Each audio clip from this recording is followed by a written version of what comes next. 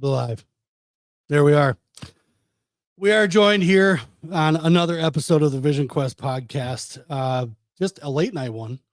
Kind of traffic got stuck. Kind of got talking a little bit, and want to kind of get a feel for who you were. But we're able to finally get in-house assistant.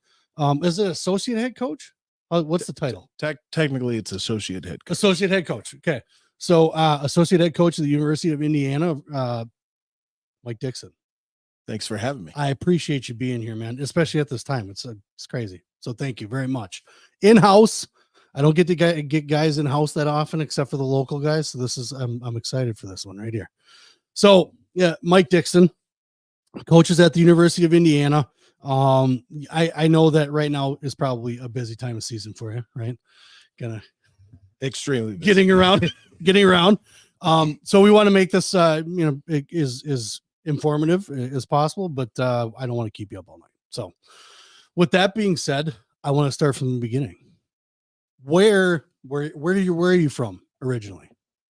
I'm from Indiana. I grew up in Indiana. You did? Okay. Yeah, I was born in a suburb outside of Chicago. Okay. All right. Where, so what we talk about here typically is where sport started for you. It doesn't have to necessarily be wrestling, right? Gotcha. Sport. So what was the first sport you remember? Oh gosh. I think everybody gets thrown into soccer when they're little. So. Right. Probably soccer. Okay. I don't think I was very good at sports when I was little. No? Soccer. Soccer, you just run around, So. Oof. Okay, we'll talk about that later. Okay.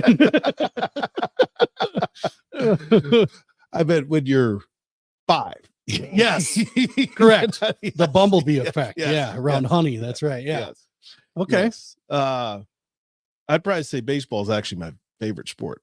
Was that like a love when you started playing? Was it like, oh man, I love this? So I wasn't good at baseball, but yeah, growing up in Chicago back in the day, the Cubs were always on WGN. Yep. So correct. School lets out. There's always a Cubs game on. Always. So that's kind of what I did. And he played outside. So that's kind of why I guess you could say I fell in love with baseball, is because to me, it was just always on. Nice. Okay. So with being in Indiana, obviously we know it's kind of a basketball state, but either way, with baseball, you had obviously someone was there to help you, get you to practice. What was the dynamic like with the parents? Where was it? Because I know you mentioned obviously that your dad knew of sports, he knew the baseball, things like that. But what was he the ride? Was he the hey, I'm gonna come and watch you and I wanna learn as much as possible? Or were they just kind of off in the back and this is your thing? We trust what you're doing with who you're doing that with. No, they were more just the trust and make sure you're at where you're supposed to be. Okay. And I had a little league right down the street, so I was close enough where a lot of times I could just ride my bike to practice. All that stuff. So okay, nice. A lot of times it was on me to get to practice. The only real memory I have is one time in practice. Like I said, I wasn't very good at baseball. I just liked it. A fly ball hits me in the nose, and you're little, start crying, and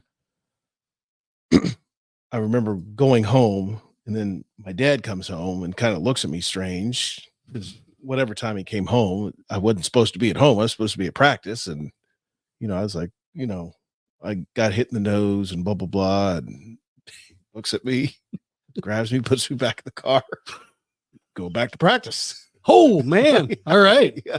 That's a lesson. You're supposed to be at practice. Yeah. So, okay. So did that leave an impression on you then, as far as further on down the road, like, hey, like this is important. I should be here no matter what. Yeah. Just, hey, it doesn't matter what happens. You're supposed to be where you're supposed to be. So right on. Yeah, 1,000%. Sets a precedent for you. So as you're, kind of, we're gonna kind of go all the way through and figure out exactly what kind of drove you and got you to wrestling. So yeah, baseball, soccer, we talk about that a little bit. Now, grade school, what was that, baseball and soccer you hadn't touched? wrestling yet in grade school? No. Okay. Middle school, it's probably a challenge for everybody. Yeah. Um, I had my mom had never really wanted me to play football. Okay. So I went out for 7th grade, wasn't very good. Yeah. Went out again for 8th grade, still wasn't very good. Okay. And I think I had tried. This was the last year I tried baseball. Yeah. Wasn't very good at that. The rule of thumb in my house was you have to be involved with something. You're like, Okay. we don't care what, but you're going to do something in addition to school. Yeah. So Yeah. How the times have changed. yeah, It's not a lot of that around No, anymore. no. You know, there's not a lot of you need to be doing something. That was with Liam. I mean, I think we had the same thought. I mean, I was in sports, but we didn't know he was going to be wrestling until we found out that he liked to punch kids in preschool. that's a lot of kids. Yeah. Yeah. and my wife suggested karate, and I was like, he doesn't have patience for that. He can't sit still that long. And we found wrestling. So how was it? Was it just your dad found a flyer? We hear that story a lot and said, hey, or had a buddy? No, so I had a paper route because I sucked at sports in middle school. Okay. I ended up Throw a having paper though. paper route. I had paper out in the lawn mowing business. Nice. And then freshman year, still trying football. Yeah. And I think at this point, I was trying to be like a running back or something. And Yeah. they were like, yeah, this isn't working. So they just stuck me on the line and Yeah. like, okay, whatever. But when you get to high school, they start to try and develop you to, there's freshmen, there was JV and varsity. And so after my freshman year, I think I just tried to lift and stuff. And then sophomore year, I start to get a little bit more playing time because I had lifted on the JV, So then after that, I'm like, okay, well, this lifting thing, it seems to be helping me. I'm playing. Yep. So I'll just lift in the off season. That's typically what football players do. Mm-hmm. Then I actually had a football coach. Coach Carrico was his name. Okay. He had kind of a deep, raspy voice. He was like, if you want to be good at football, you need to go wrestle. Okay. So that's kind of how I ended up in the wrestling room. Wow. And I mean, just like any kid, yeah, you're just getting whipped, Yeah. But I could see I was getting better. Okay. In practice. And through competitions, results started to happen Yeah. for me. The first memory I have of me being on varsity, this was during sophomore year, the guy that was above the weight class, somebody had gotten hurt. Okay. So they moved me up. They said, here you go. Yeah. We need you to step in. Yeah. And a guy was eating a Subway sandwich. I remember vividly. Mm-hmm. He's eating a Subway sandwich. I go out there. I get pinned in like 10 seconds. Sits back down, unwraps the Subway sandwich, and eats it. And I was like, man, this is embarrassing. This is so embarrassing. Yeah. So, but after the regular season's over, the coach came in and like, okay, varsity's training for postseason, and the freshman JV's like, okay, yeah, you guys, thanks for the season, and we'll see you. And yeah, by this time, I don't know what it was. Probably with every other wrestler, you kind of get hooked, and you're like, I actually kind of like this. So you're, I asked the coach, I said, can I stay? Like, nice. Do I have to go? Yeah. Yeah. And he kind of was like, I don't think anybody ever asked him that before. He's like, sure, if you want. Yeah. So I just continued to practice, continue to get better. And, I was very fortunate. And what helped me a lot is there were two guys, the class above me. They were both, at the time, they were, I think, 1 and 2 in the state. They're both highly ranked in the state of Indiana. They both ended up wrestling Division I. Okay. So, and those ended up being a lot of times my workout partners and stuff. So that helped accelerate my progress in wrestling, because I had two very, very good guys that, yeah. I mean, I got whooped every day, but I could see in competition, well, this Correct. is actually getting me better. Once you got off, yeah. Yep. Once you get out of the practice room, yeah. Yeah. Okay. Can't do anything in the practice room, but Right. in competition, I actually beat some people. Bring it out, yeah, Yeah. for sure. So obviously, like I could sit and talk to Van Brill about Super 32s and stuff like that. We didn't have that. No. Right. I'm not going to ask your age, but I can tell that we're not far off. And I don't remember Super 32 and stuff like that. I remember my brother, who was 7 years older than I was, those guys would take a trip down to Iowa every year. I don't even remember what the tournament was called. That could have been like the preseason nationals before it was preseason nationals, but it was freestyle, I believe. Yeah. So those guys made one trip down there every single year. We're just some lonely Wisconsin kids up in Oshkosh, Wisconsin. And they would drive down. I think my dad drove one year and then a couple other dads would drive the next year. So those tournaments I remember. But when you guys especially in Indiana, what was besides state, was there a coup de grace type tournament that you guys had that you went to? I mean, Fargo was probably the only thing. That was the one. Yeah, that was the one. And I just remember after that sophomore year, they said, okay, now we got to start. I thought I was going to go back to the weight room and lift. Yeah. And they're like, no, you got to start doing freestyle. And I'm like, what? Got to do what? I mean, probably every kid's journey when you're trying to figure out, okay, you spent all this time teaching me what a takedown was and how to get off bottom. And now you're telling me if I get taken down, don't get off bottom. Yeah. And I can lock my hands. Yeah. Like, don't lock your hands. Now you can lock your hands. And now you're like, wait, I'm so confused. So that was the big one. So when you were coming up, you spoke about, obviously, the practice partners you had. What was probably the toughest, I guess, the toughest obstacle you had as a youth wrestler, as a young wrestler? And then what was the toughest obstacle besides the practice room as you got into high school? Oh, gosh. I'd say just persevering every day. Okay. I mean, learning how to, in practice, you just think more strength, more effort will get you X, Y, and Z, because you're always taught, give 110% and, do everything you can. So you're like, okay, I just need to push more and I'll get said result. But, that's not always the case in wrestling, and kind of learning how to figure things out. I mean, you're a lot of people talk about going in the lab and figuring stuff out. And obviously you can see it with how wrestling is now. The wrestling is unbelievable now. And it's kids kind of getting into the lab and, figuring things out. And it's not like all this necessarily like effort and just, I just got to push harder, train harder, so just being able to understand and do that at a young age. And obviously you got people that are kind of coaching you, teaching you how to do things, right? You kind of make it your own once you kind of get a good feel for it. I tell you, man, I can totally understand that, because the one thing that I see, especially now, is that the mental blocks. I mean, because there's so much, right? I mean, they got social media now and things like that. I think we had our own obstacles and just things that got in our way, but it wasn't quite as dramatic as it is now, right? You had your parents back then, and maybe you had some guys around you that make fun of you, whatever it was. But now it's the pressure of, what did someone say on this page, or what did someone say in this forum, and things like that. But when you got into those situations, like, it just sounds like from the stories you're telling, like you were able to kind of just, you have the mentality of just to overcome something and just to keep pushing and just to keep persevering. What did you have a person that was kind of like, hey, don't worry, I see you're stressing out about this, don't worry about that, just keep going? I had some pretty good coaches. Okay.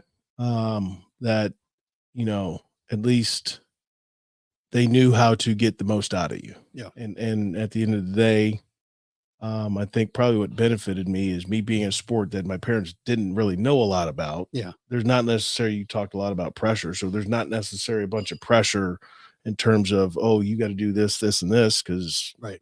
They didn't know. Yeah. Yeah. It's like, oh, okay. Yep. He's active in something. He seems to enjoy it and he's trying hard. Okay. Yeah. Right. There you go. Mm-hmm. So, and then, the coach is just getting the passion out of you, which that's probably the biggest thing I could take from my high school coaches is just drawing the passion out of you and, kind of again, perfecting your craft and getting better at it. Yeah. Where'd you go to high school? Lawrence Central High School. Okay. In Indianapolis. In Indianapolis. Yeah. Okay. Yep. So one of the assistant coaches here is from Indiana. Zach Pearson. I don't know if you ever heard of him. What high school? Maybe. Zach should chime in. I know he's watching. Okay. I want to say somewhere around the Crown Point area. Okay. Around there. I can't remember. He's a region rat. Yeah. Either that or it was Indianapolis. I think he said that he grew up in Indianapolis, but I can't remember what school. Okay. So he talks a lot about Indiana. You don't hear about it a lot. Like even there's some kids that when we were traveling around doing dual teams that were, well, this kid's at Indiana. He was blowing through people. I'm like, what, Indiana? Like, what the hell's going on down there? You know, so Indiana is, I could say it's hot and cold. It kind of goes in cycles. Yeah. You know, there's some years where in terms of the quantity and depth, there's a lot of really talented kids. Yeah. And then there are other years it's a little bit thinner. Sure. You know, sure. So I mean, I'm sure every state goes through it's it's cycles. Hands down. Well, I mean, we had Dave Schultz here in the 80s. Yeah. You know, Wisconsin was doing all right for a little bit, and then you got your down cycles, which happens everywhere. Yep. So so the high school you went to, and again, we talked about tournaments being different. Recruiting was way different then too. You're sending VHS tapes and stuff. You weren't sending video files, and you had to mail it out, or you had to write something out, or type it out, or whatever. And when you were in high school, and I'll jump past your freshman year, and we'll talk about maybe sophomore, junior, and we'll come back to freshman quick. It shouldn't bother too much. But where were you in the thought process of once you got into sports in high school? Was it sports was something you wanted to continue getting out of high school? It was just something I did. It was just something you did. It was literally just something I did. So this is amazing. So I don't get this. So this guy, my brain kind of works a little bit. Everybody was like, yes, this is exactly what I wanted to do. I always enjoyed watching sports. Yep. And I could sit, if a sport was on TV, I sat and watched it. Yeah. You know, because many moons ago, I thought I wanted to be a sports broadcaster. Oh, you know, Lucas Peters. There you go. Yeah.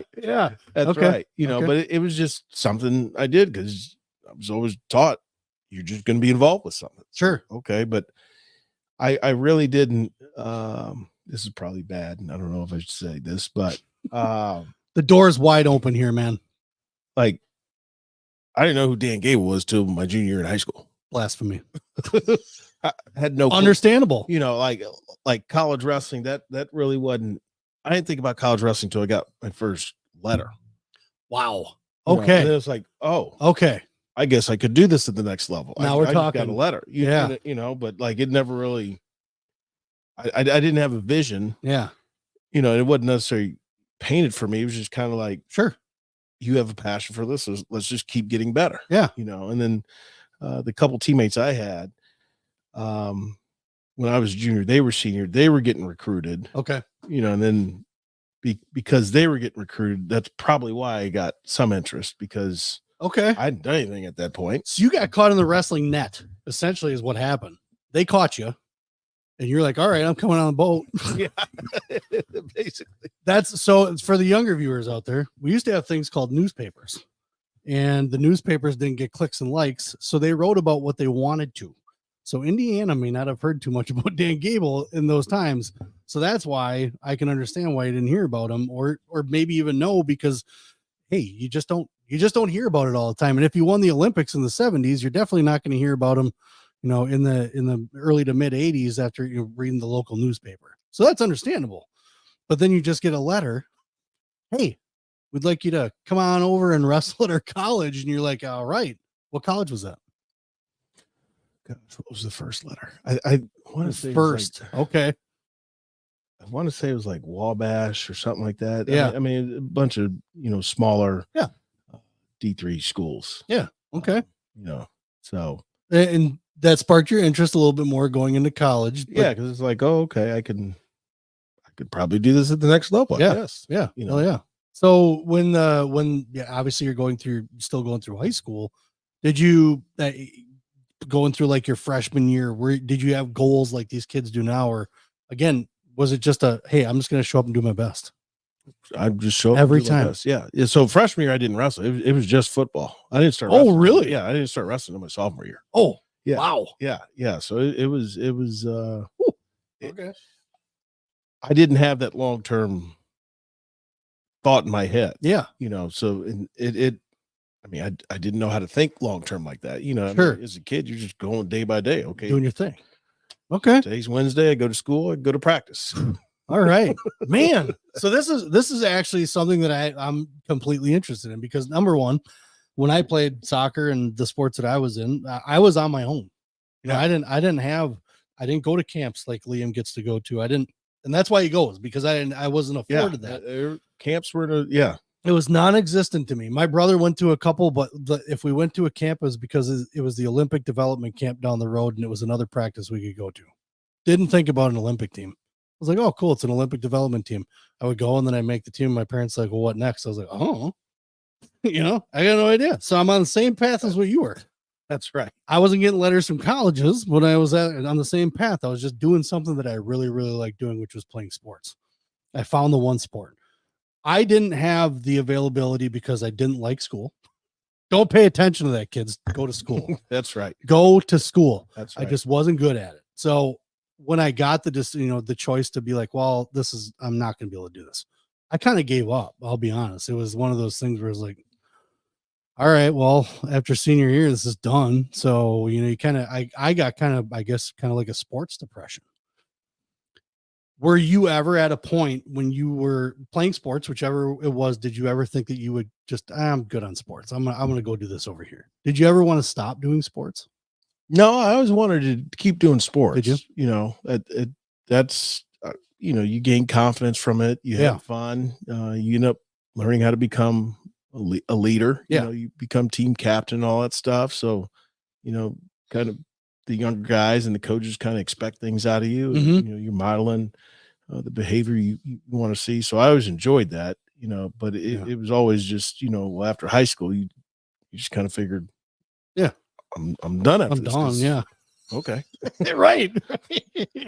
So because now the story kind of turns more obviously as you get older, and with the letters coming in, where were your parents when these letters started coming? What was their thought, as far as what were they? Oh, wow. Okay. Well, let's explore this more, like, were they maybe ones that kind of got you out there a little bit more then once they saw that you had something, or were they just like, okay, we'll come along. What do you need? My mom always kept the letters. Okay. But the rule was always job, military, or school after high school. Damn. Those were your three options. Okay. And living at home is not one of them. That's my option too. So, yeah. So my parents were old school. So okay. Here are your three options. So we'll help you figure it out. But so did you explore the other two? I mean, other than school, did you explore military? No, not at all. No, not at all. No. My dad was in the Marines. Okay. So I kind of felt like I was in the military. Yeah, I'm good on that. So I'm like, yeah, good on that. Okay. I'm good. Okay. So school was obviously the option. You're getting letters. Were you taking visits? Were you how did that go back then? Again, I missed the boat. I just thought it was cool that, when you're 16, 17, there's a letter addressed to me. Like normally all the mail's going to your parents, and like, there's something in here for me. Yeah. Mm-hmm. But then my mom kind of kept all that stuff. So it really didn't get serious till senior year. Okay. And that was back when you kind of could still be recruited your senior year. Like the recruiting has just changed so much now. Yeah. Yeah. But again, I don't know if I necessarily had a long-term vision or plan. And again, nobody in my family had really been down this path. So it's new to everybody. Interesting. So no new road in general. Yeah. New road in general. Right. When you got to the point of, okay, I have these letters here, was it making phone calls to those coaches? Did they come to your house? No, I was not good for people to come to my house. I was not good enough for that. No, it was the letters, and if there was a questionnaire, then I think usually my mom would fill it out. I really don't even remember filling out paperwork at all. So I think my mom did a lot of the heavy lifting there. Okay. So what did you how did you pick? How did you go through the process of finding out where you wanted to go? That's kind of whoever called me showed me the most interest, See how times have changed, Yeah. folks? They have changed immensely, right? So what interested you then? What I mean, obviously you had to like what you were going into your senior year. I mean, whether Yeah. So really, again, your selection process, I guess. my it was not a good selection process, but going to my senior year, the junior year in football, and again, football is probably still a little bit more of my passion. Okay. And at least at that point, I'm better at football than I am wrestling. Okay. So, if anything was going to happen, it was probably going to be on the football end in the back of my mind. Okay. Is what I'm thinking. Okay. And my junior year in high school, our team in Indiana, the state series, it's sectionals, regional, semi-state, and state. Okay. And our high school had never won section. It had been a long time since they'd won sectionals, and we got to you had to win like 3 games to advance to sectionals. And for the first time ever, we advanced. I'm sorry, not the first time ever, but the first time in a long time, we advanced to like the sectional championship game. Okay. And I think that year we played. It was either Cathedral or Warren Central, a team that was pretty good. We ended up losing. It was kind of tough, but it was like, okay, we're getting better. Let's keep getting going. better. Yeah. And then senior year, we played Warren Central in the sectional finals, and they're still pretty good in the state of Indiana. They're kind of one of the powerhouses in Indiana football. So we ended up beating them. And then who did we play? No, I'm sorry. We beat Muncie Central. Oh, okay. We beat Muncie Central. Yeah. Muncie. And then we ended up playing Ben Davis in the regional, which they're also another football powerhouse. Okay. We ended up losing to them, and it was this rainy, muddy game and all that stuff. And, like, okay, well, this is probably my last football game. And so it is what it is. And then move on to wrestling. Yeah. And what finally kind of got people's attention, not that I got a lot of coaches' attentions, but come on. There was a kid in the state. His name was James Brim. He's from Evansville. He had actually wrestled my teammate the year before, and he'd beaten my teammate before. Mm-hmm. And my teammate ended up winning state that year. Okay. So the weight class was 189, and it was me and him, and we had this tight match. I think he lost like 2-0 or 3-0 to him and all that stuff.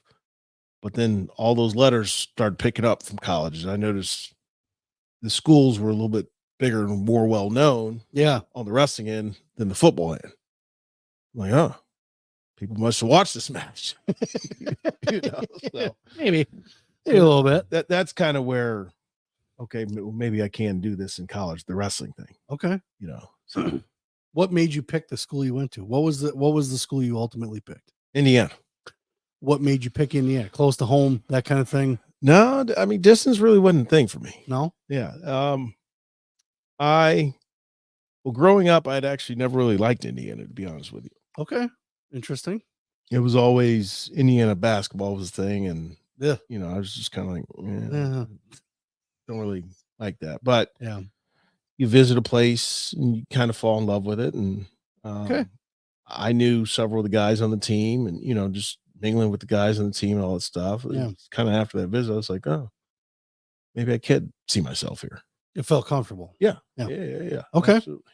So your choice is Indiana. What was what was it like as you're kind of, were you excited about college? Were you nervous? Was it, or was it just the next step?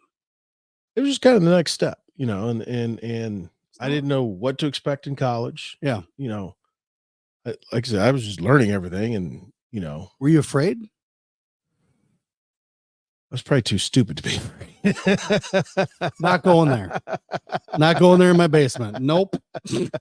So it's intriguing because a lot of what drove you was just kind of inside. Like it was your dad, said, "Hey, nope, you need to go to practice, right? You Yeah. need to do this." It's just what needs to be done. Yeah. And that seems to be the mentality it seems kind of going through. Yeah. I mean, you don't know what you don't know. And it's just like, you keep putting one foot in front of the other and Okay. you just kind of keep coming along. And, like I said, the only little, I guess you say mandate.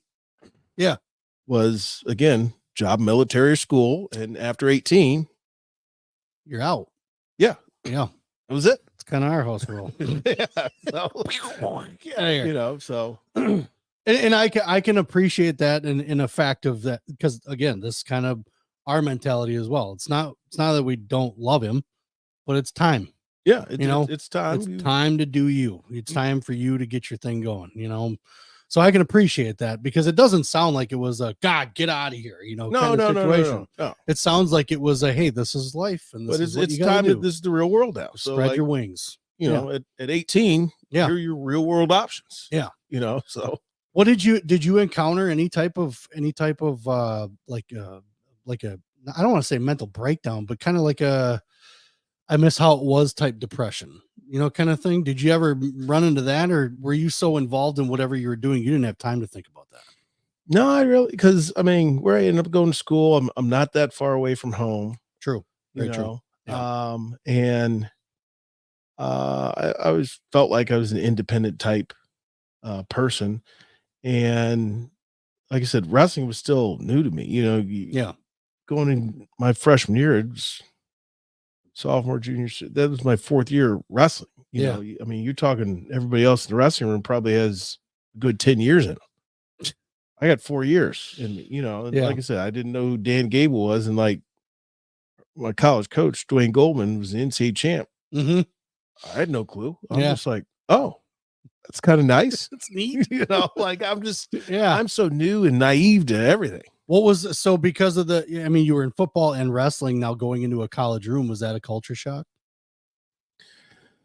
Probably the shock was just the amount of what I thought was hard work. Yeah. And what was shown to me to be hard work were two different things. Mm-hmm. Like, no, this is what working hard is. This is, and you just got to learn everything. Yeah. And I back then everybody had the red shirt, and I 1,000%, I probably needed 4 red shirts. Sure. just because I'm just so new and naive to everything. Yeah. So I literally just kind of learning and taking things in, and again, just okay, I'm just trying to get better. No, so you're just in the room, quiet, learning, taking in what you could. Getting my ass kicked. Yeah, right. Yeah, for sure. For sure. Happened too. But it sounds almost like the model of what kind of like an underclassman is almost expected to do when they come in the room. Like, you just pay attention, listen, take it in, and you'll get your wings as you go along, just like mom and dad want you to get your wings, kind of thing. So as you're going in through the college process and you get into the room and you start wrestling, where did you wind up in a starting position as you kind of got through it? So I had a red shirt, and I'm obviously looking back, I wish I would have taken that a lot more seriously. So my red shirt freshman year, I could not 197. That was my weight class. I couldn't beat the guy. We had a 5th year senior that was top 15 in the country. Okay. I could not beat him. So the coaches actually pulled me inside and said, "Hey, why don't you just wrestle heavyweight?" So, there's an opportunity for me at heavyweight. So I ended up wrestling, and I didn't have a very good year, but by the end of the year, again, keep getting better. Yeah. I ended up qualifying for nationals. Nice. So and I'm an undersized heavyweight, and the heavyweights back then, I'm trying to think. I think Michigan had Aaron Richardson, who was multi-time All-American. Shelton Benjamin. I remember that name. Minnesota. Yep. I'm trying to think some of the other guys, but there are a lot of. It's been a while. heavyweight has changed, and back then, at least to me, it felt like back then it felt like these guys were huge, right? you know, They are, huge, and yep. I just remember a lot of times I got my butt handed to me. Yeah, but heavyweight was fat back then, though, too. Like the game's changed. Those guys weren't fat. No, Shelton Benjamin ended up, in the WWE. And, okay, yeah, you're right. You're right. Yep. Yep. Aaron Richardson, who he's actually a doctor now, and I've connected with him when I was at Beat the Streets. I actually reconnected with him. He's a successful doctor in Chicago now. Nice. And he remembered me. No offense to those guys. I don't want to be caught in the street somewhere saying they're fat or something. No. But I mean, these guys, were pretty ripped and jacked, and I was undersized, and my technique wasn't very good. Really the only thing I had was strength, and I'm trying to outmuscle guys that are bigger and stronger than me. So it doesn't work all the time.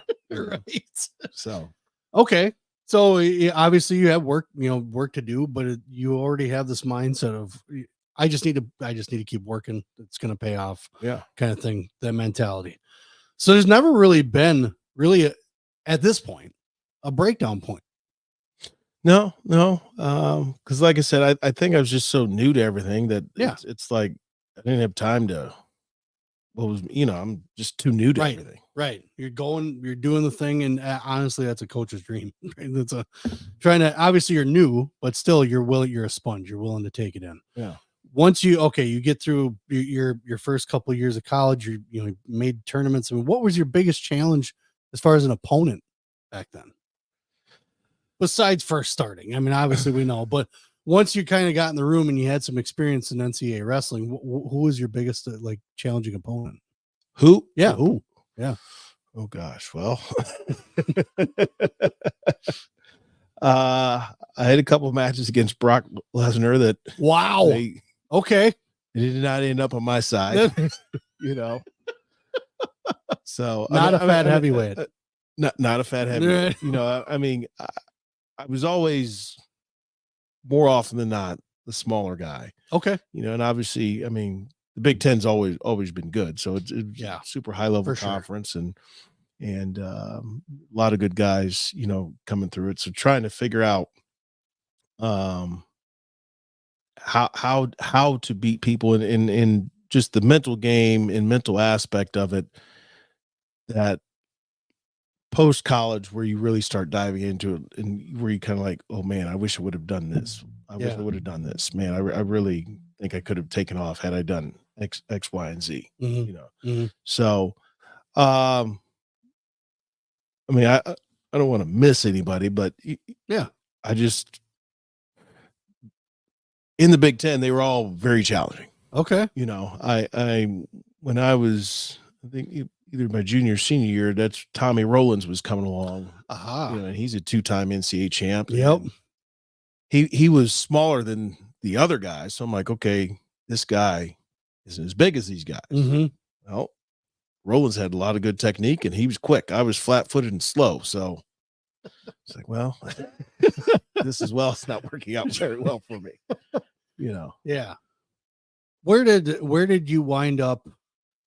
I guess halfway, like your junior year. What was there a progression in college for you? Was it as you're wrestling? Was there record wise, or you lost to this guy one year, but you beat him the next year, kind of thing? So I had a lot of back and forth with a guy, Matt Lamb, from Michigan State. Okay. As far as progression, I was getting better, but it wasn't necessarily always showing, Sure. And like freshman year, I qualified for nationals. With sophomore year, I actually ended up breaking my leg 2 weeks before Big Tens, and I was having a solid, again, the progression. So that was kind of tough. And then the guy they ended up putting in Big Tens for me, how it works at Big Tens is you are the he had to end up, because he didn't have a record at the weight. So he's the last seed. So he draws the tops. I mean, his 2 draws that year at Big Tens were West Hand and Brock Lesnar. So, you know, That's not and, good. and I was an undersized heavyweight, and this guy, he was like, I think he was a 174 pounder, 174, 184 pounder. So he really Whoa. undersized. Yeah. So, yeah, I'm sitting in crutches in the stands, and I'm like, oh man, I'm so sorry. So sorry, buddy. So sorry. Yeah. So you definitely had a progression. I'm more impressed, obviously, by the mentality of just, I mean, like you say, you just didn't know. You're doing Yeah. just what you thought you had to do, right? To make things go. At what point, once you, I guess, got to a, like junior, senior year, what were your thoughts of what you wanted to do? Did you have future thoughts of things that you wanted to do from that point? Because you got a lot, man. I mean, looking at the background, the coaching that you did, and just from the length of it, you've been doing it a while. This isn't, it's not just like 5 years you've been doing it. You've been doing it for a while, man. I tell everybody I'm the old man on staff. Yeah. There's nothing wrong with that. But I also want to know more of like there must be a passion that obviously got put into you at some point, because you've been doing it for this long now. Yeah. It's just, I think what I've always liked about wrestling, and this is probably, a lot of wrestlers will tell you they're stubborn and Sure. Yep. Is Yep, for sure. I've got that stubbornness in me, but I kind of liked the independence of being able to figure stuff out. And at the end of the day, it's on you. Yeah. Right. So, and obviously I enjoyed my time playing team sports and all that stuff. Yeah. But, you could do your part, but if somebody doesn't do X, then, the play falls apart and all that stuff, which there's value to that stuff too. But I kind of like just the work you put in. And at the end of the day, it's you and somebody else. And, if you fall short, you got to look at you and figure out, okay, what do I need to fix? This book I'm reading, Leading with Dignity, in there, it talks about, it says something about failure only means that something needs to change, and that, I read that passage to our team because I think that's impactful and just like, that's not a be all end all or a hey, this is where you are. It's just like, okay, what do we need to fix? Yeah. And that's what we try to stress to our guys, Couldn't agree more with that. So you're getting through college.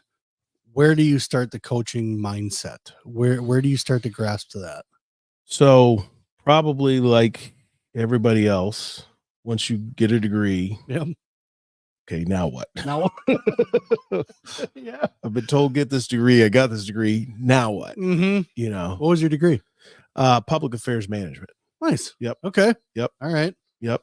So, I had an opportunity, and Dwayne was kind enough to kind of keep me around and help out with the guys for a year. Yeah. But basically, I ended up probably working a lot more in coaching because I needed money. Sure. So, no way. I ended up, as far as getting the passion for coaching, I ended up moving back to Indianapolis and was an assistant coach for 1 year at a inner city high school, Arsenal Technical High School, in Indianapolis. Okay. Nice. And that's kind of where I got, I guess, the niche for coaching, because the head coach at the time, he was ready to pass this along and, hey, I'm done. And he basically like, you run everything. I'll do all the paperwork and stuff, make sure the buses are where they need to be, but here you go. And the team had the best season it had in 15, 20 years. So I was kind of like, okay, wow. Hey, I had an impact. Yeah. So I was like, I kind of like this, but I didn't feel like the high school level was necessarily the level for me. Okay. So, and I also didn't have a teaching license. So at the end of the day, when the job came open, the AD was like, well, we hired this guy because he has a teaching license, so he's in the building. You're not in the building. Yeah. But we want you to still stay on. And I was like, nah, I'm good. Okay. So, yeah. Okay. Yeah. I'm not going to be a teacher. No. Yeah. Okay. So that was kind of obviously a blocker, but that obviously you had something in your head. I can do this. Yeah. Yeah. Yeah. Where did you go? What road took you where after that? Then my old high school coach was actually coaching at the University of Indianapolis. Okay. So, and I can't remember how we got reconnected, but Yeah. somehow Yeah. we got reconnected. And somebody put in my head that, well, you know, if you help coach there, they'll pay for classes and you can go get a master's or your teaching license and then you can do that. So it's like, okay, well, maybe I'll do that. Yeah. You know, and this was the college level. So I'm pretty much fresh out of college. So at the University of Indianapolis at the time, that year, they'd had the best season that they'd ever had. And we had a bunch of other guys that were all in the room, fresh out of college, and basically were working out with these guys. So it was probably a twofold benefit. You know, I'm getting some of my classes paid for, and these guys at the University of Indianapolis are getting probably this infusion of workout partners they'd never had before. Oh, okay. Yeah. You know, so there was I was in the room. There was one of my old high school teammates. He wrestled at Michigan State. He was in the room. There's another guy that wrestled at Purdue. He was in the room. You know, so there was a bunch of guys just fresh out of college, you know, from the Division I level, helping out this Division II team. So spread some knowledge. Yeah. Yeah. You know, so obviously that program took a step up. Yeah. It's a little bit. You know. Okay. So that was your first real like college opportunity to be able to coach. Yep. Was that scary? Was that any type of fear for you going through that? Was that so new to you too that you were just kind of like, okay, what do I got to do? Just next step. Yeah, it was just kind of, you know, damn it, Mike. That's good. I mean, hey, that's the best mentality to be able to have. But that's kind of where I started kind of reflecting in terms of, okay, what changes could I have made during my college career where you start passing it along to other people? Yeah. You know, in terms of giving guidance. Yep. You know, and stuff. So I think, and just seeing on my end, seeing that kids are actually getting better probably gives you more confidence as a coach too. It's like, okay, hey, this is working. I'm actually getting through to so-and-so. Because sometimes you think you're making it clear, you think you're getting through to people, and nope, it's not happening. Giant wall, brick wall. Yeah, it's not happening. I can agree with that because I remember just coaching little kids, and there's a kid that was afraid of a soccer ball, right? I mean, the ball went up in the air and he ducked like it was a bomb threat, right? And I in my head, I said, I'm going to make sure that kid by the end of the season is not afraid of a ball. I did a couple things maybe that I shouldn't have, but the kid understood, and it wasn't hurt. It wasn't anything like real bad, but I put him in at goalie because the ball's going to come at you. Yeah. And you can't run from it because if you run from it, it's not going to be good. So I took him personally. I'd kick the ball while he's in the goal and just be like, just stand there. I'm not going to hit you. Promise. Just trying to score a goal. Okay. So I would just kick it. And finally, by the end of the season, that ball would be kicked at his face. He didn't even care. I love that. Yeah. You know, absolutely. That's that progression that I love as far as coaching. I didn't care if the kid scored a goal. I didn't care if he passed the ball properly. I just wanted to look the ball in the eye. If it was in the air, coming at him, whatever. So I can totally agree with that when it comes to coaching, knowing that you made some type of an impact.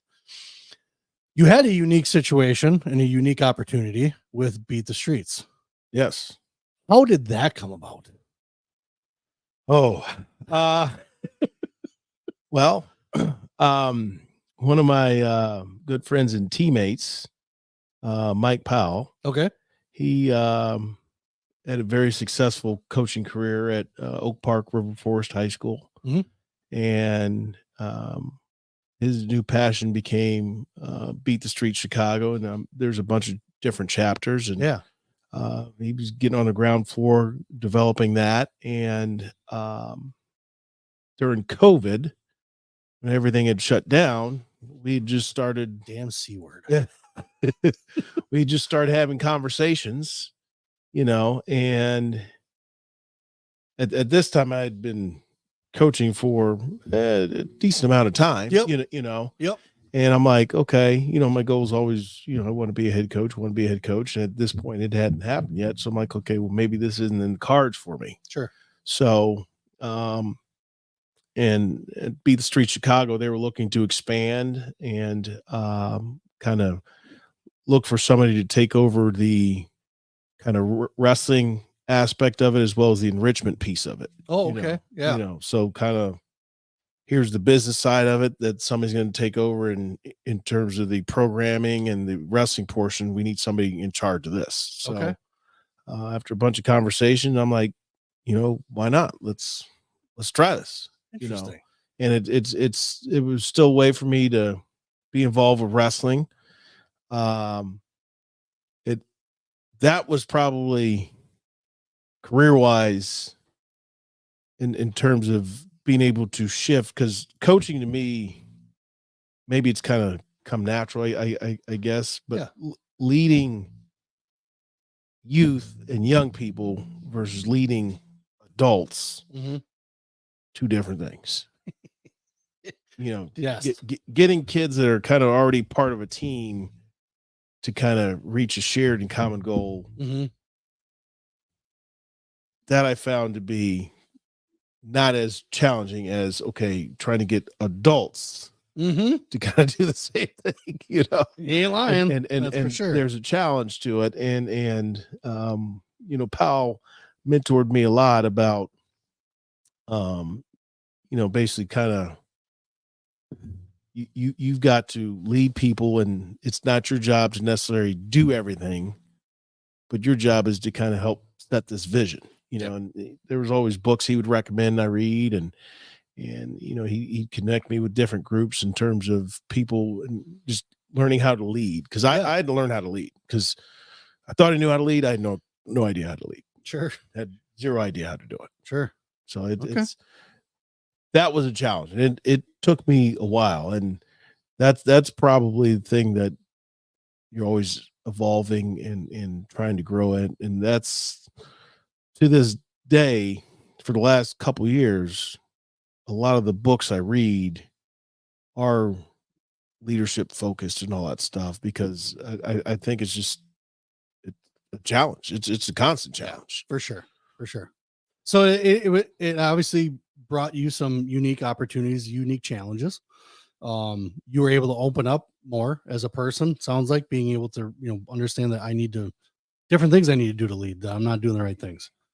Were there ever the challenges that I guess maybe made you decide to not do it anymore? Was it too much, or was it just the time was up? Like I got another opportunity that is more kind of geared towards what I really want to do. How did that all go? No, it was it's not like you only did it for a year, you know what I'm saying? I did beat the streets for 2 years there. Mhm. And we had started during COVID.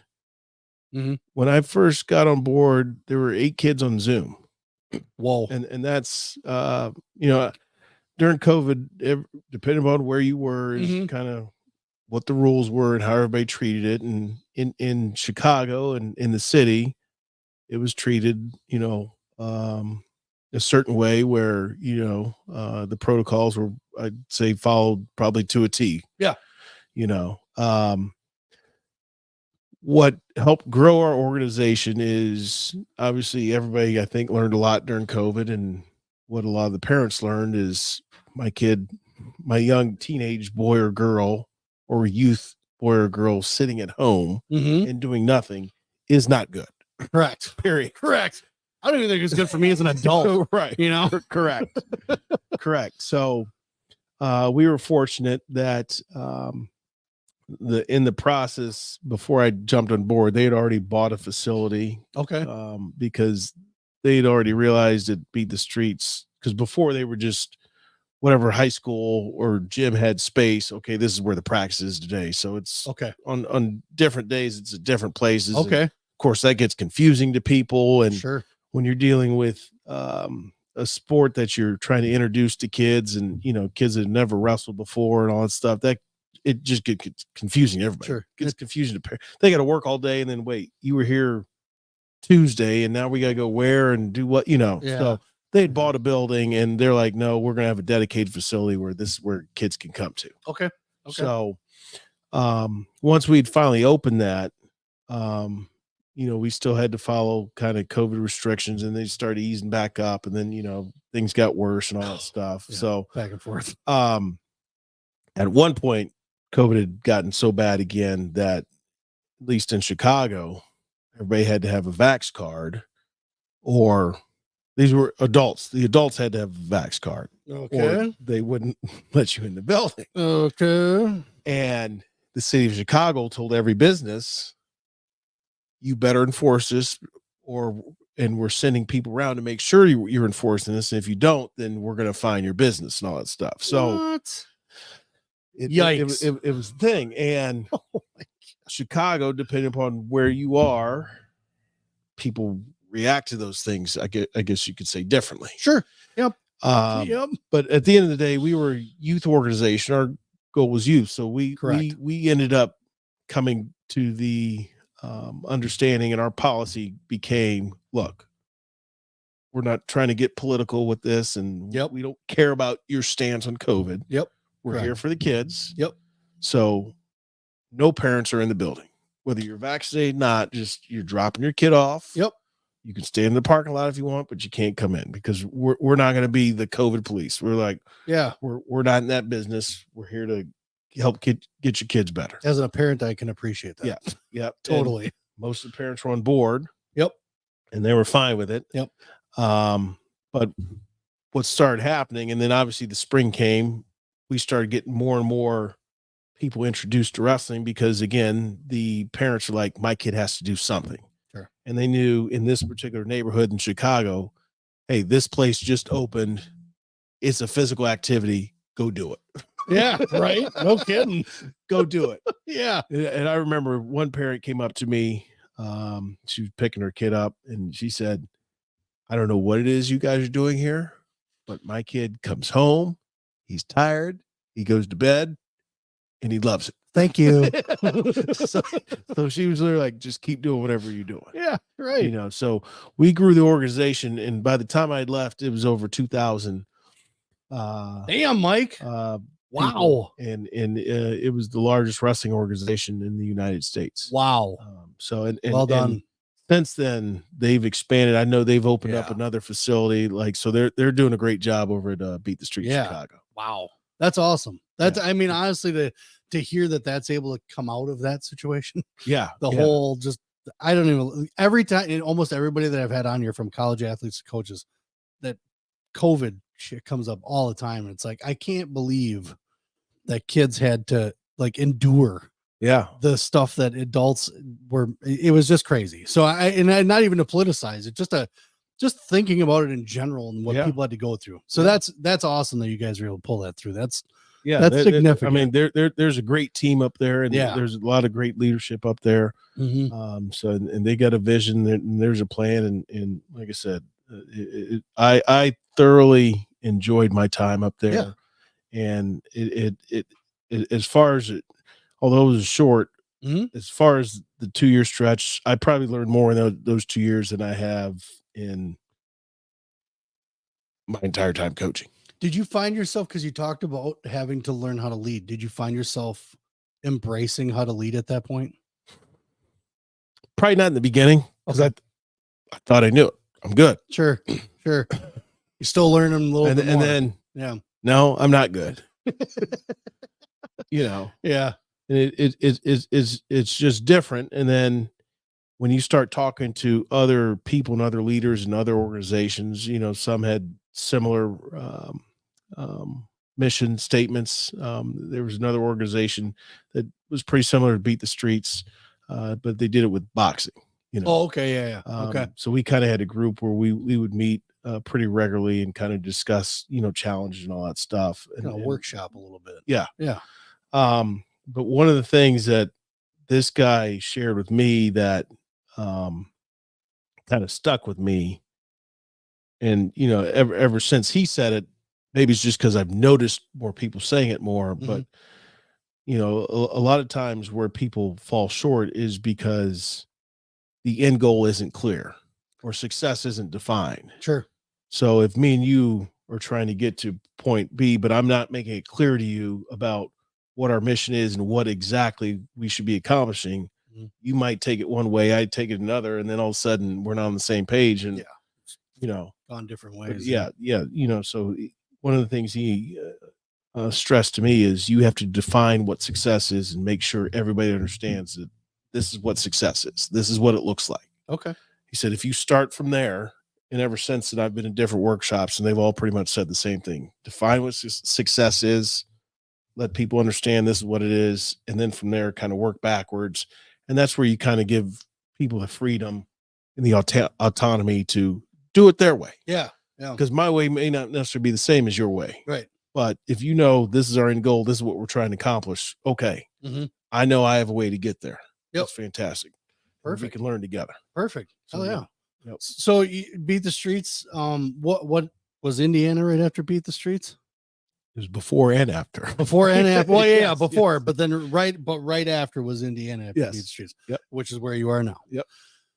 What brought you to Indiana? Was it a phone call from someone, or did you know of an opportunity that opened up and you're like, hey, how'd that happen?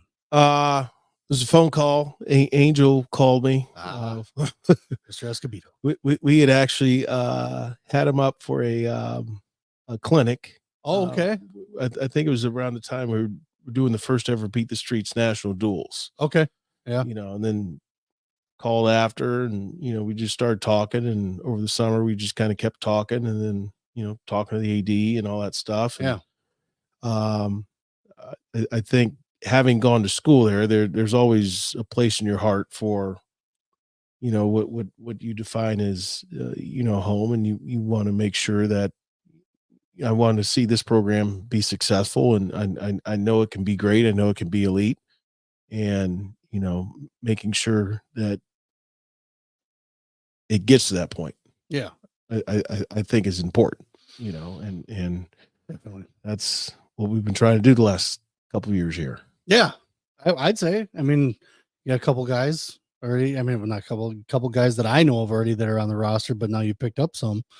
So, I mean, the vision has obviously changed from where it was, right? And Angel takes over and things have come around. Now you're on board and things do seem to be on the climb, right? When you talk about defining success, what is defining success right now at the University of Indiana? Well, the biggest thing that we teach our guys is, number one, you got to give your best effort. Mm-hmm. But we have 3 core values that when we are in the recruiting process with kids, we want to make sure that kids are aligned with those, growth, giving, and gratitude. Okay. And 3 G's. 3 G's. Yeah. And there's a huge sign in a wrestling room. Those are the 3 G's, and our guys know it. Mm-hmm. When I came back, we talked earlier about, not necessarily everybody was on the same page, but we had a team meeting one time, and this was before the sign was up. Mm-hmm. And I said, do we have values and all that stuff? And, some of the guys said, yeah. And I said, okay, where are they? And there's silence, crickets. And I'm like, I don't know. Okay, this is part of the problem. I said, the fact that we don't know this, I said, this is an issue. Yeah. So, when I came back, within the first couple weeks, we kind of had to have a, if you will, come to Jesus meeting. Sure. And no ill will to anybody that was, in the team, but, sometimes you got to get everybody on the same page and get the right people on, as they say, get the right people on the bus and on board, get the wrong people off the bus. And that was kind of one of those meetings where, this is where this program's going. You're welcome to come along, but there are no options. Yeah. This is what we're doing. We're doing it this way. Yep. So you defined it fairly well. Yeah. And I think, like I said, we have a great staff, and, making sure we are getting kids that align with those values, I think, is extremely important. Because, I mean, at the end of the day, there's a lot of people that can teach wrestling moves to people. Like, sure, you can find thousands and thousands of coaches to do that. Mm-hmm.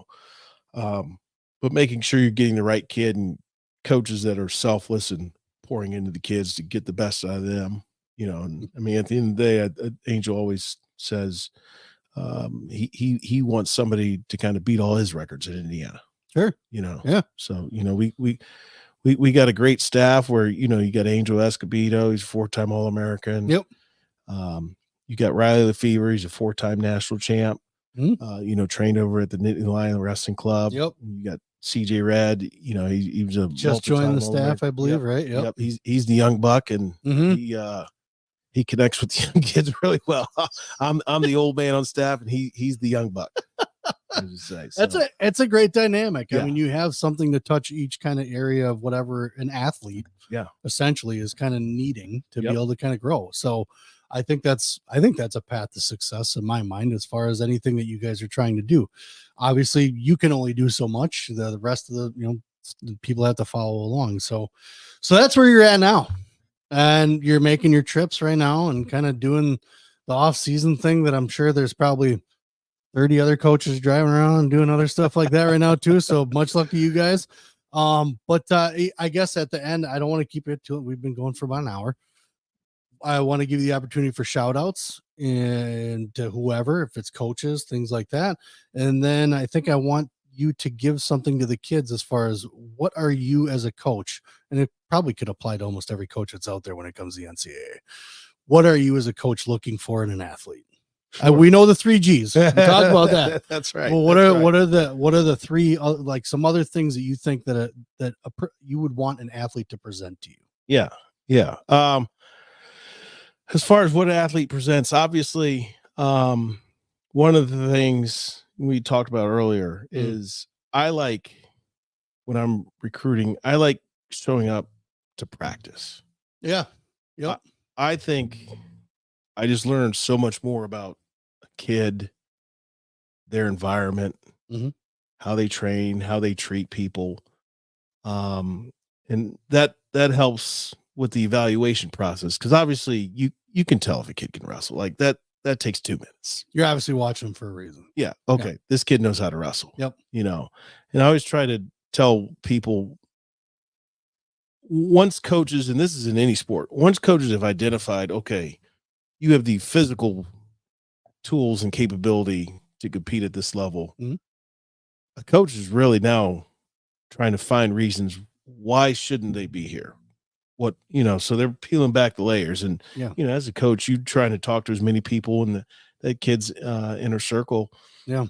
To figure out, what makes this kid tick, is there anything I need to be aware of? And, at the end of the day, we want kids that love wrestling, because they're going to be hard. Everything's not going to be this nice linear journey, and, it's going to be ups and downs. Yeah. And you got to have a passion and a love and a drive that keeps you going. Yeah. Because when it's not easy, and mom and dad aren't there, mom's not there to hug you. That stuff, sure.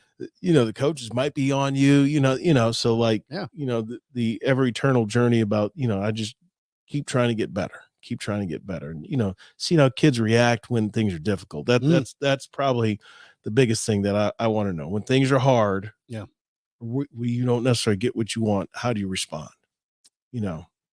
I think I've heard that before. Yes. I think it's like I said, it seems like it's what every coach is looking for. Like, where are you at when the chips fall? Yes. What are you still crying before your 3rd place match comes up or whatever, or have you gotten over it because now you have to focus? So, I think it's beautiful insight. I think it's honestly the real thing that kind of keeps coaches in tune with any of the kids. Cause like you said, you can watch a kid wrestle at a tournament, but a kid in a wrestling room, in a practice room, that's where he might show the stuff because he's under pressure. He's got to do certain things at a tournament. In a practice room, he doesn't have pressure.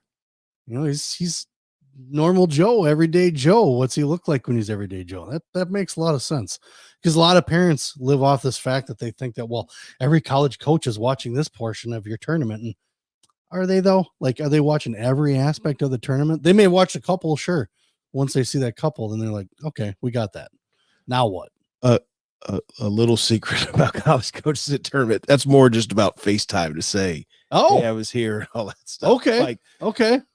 They already know if you could wrestle or not. So like, I mean, they're there to say, hey, I was here and all that stuff. And then obviously if you can rub elbows with parents and all that stuff, you want to do that. But right. Okay. They already know you can wrestle. Okay. So that's, I guess, one more question before we get to the shout outs here. when you guys do your weights and scales of a guy that you're interested in, I mean, obviously you're not going to travel. Are you looking up results at least then? Okay, how did he do here? And what was that like? Oh, okay, this happened here. Let me check that one matchup.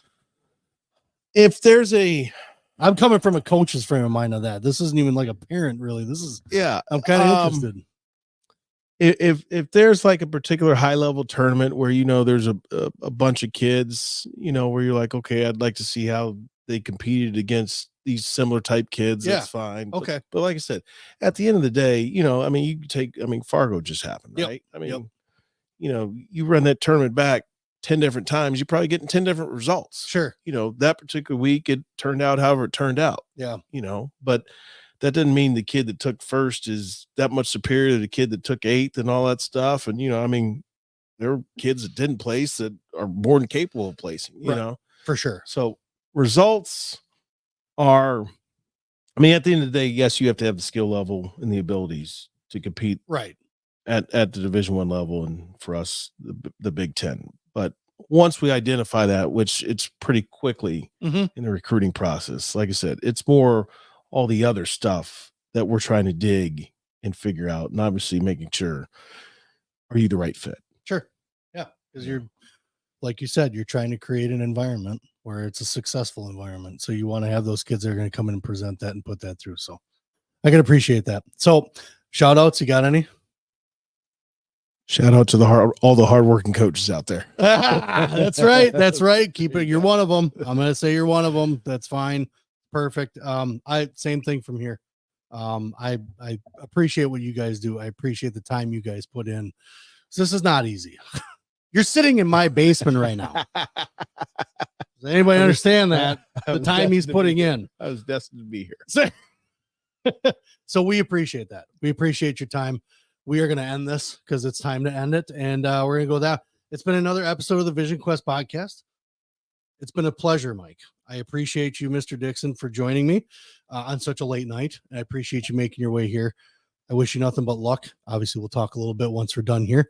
But that's about it, folks. We're out.